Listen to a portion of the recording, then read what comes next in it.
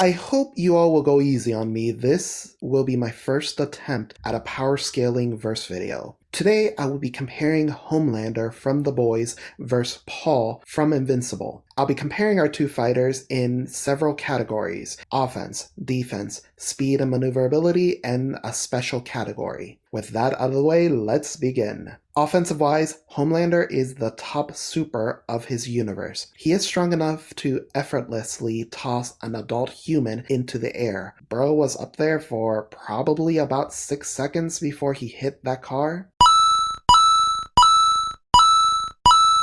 He's capable of ripping a human in half. He's also able to defeat most other supers in his universe. But arguably, Homelander's greatest offensive power comes from his heat vision. With it, he's able to mow down mobs of human at a literal glance. He's able to bring down airplanes from the sky, and he's able to quickly execute unpaid interns. Though in the universe of Invincible, Homelander, he's not really considered anything special. There are dozens of named characters who have shown more impressive feats than him. If you're a Viltrumite, Alan the Alien, or Battle Beast, you can hit harder than Homelander. Heck, Immortal, aka Mid-Mortal, probably hits harder.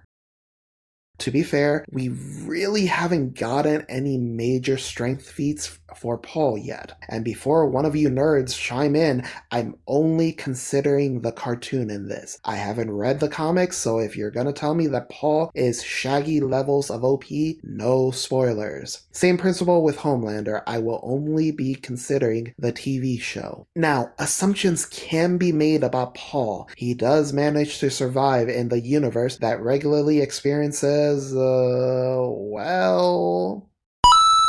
but without a definitive feat, I am forced to give the edge to Homelander. Defensive-wise, Homelander is bulletproof.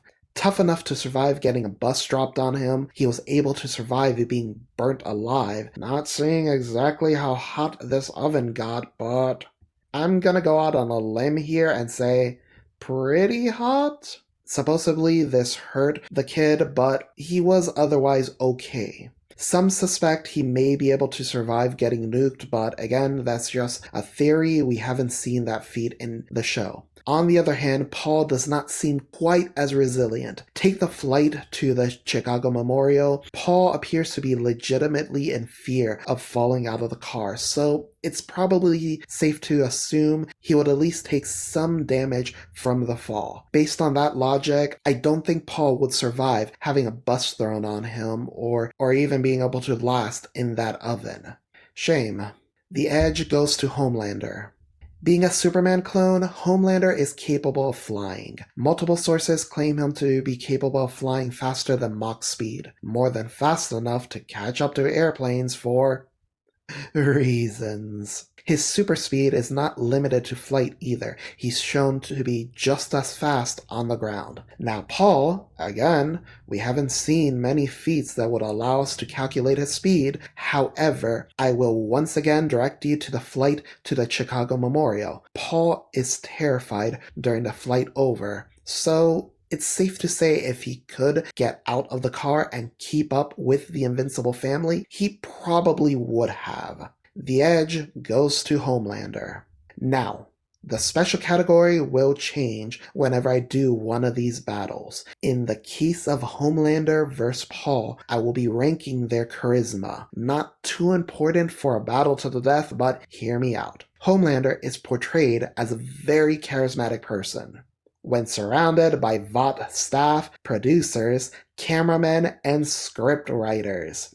Anyone who gets to know him thinks he's a douche, save for Firecracker and Stormfront. Every other relationship that Homelander has been based on manipulation, survival, or being a cow.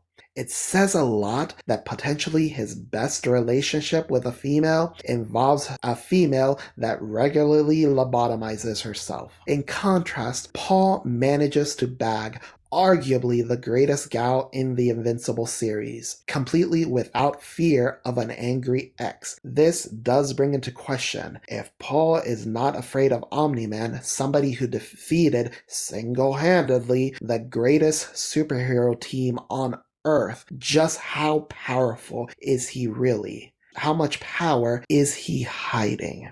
But sadly, this is all theoretical.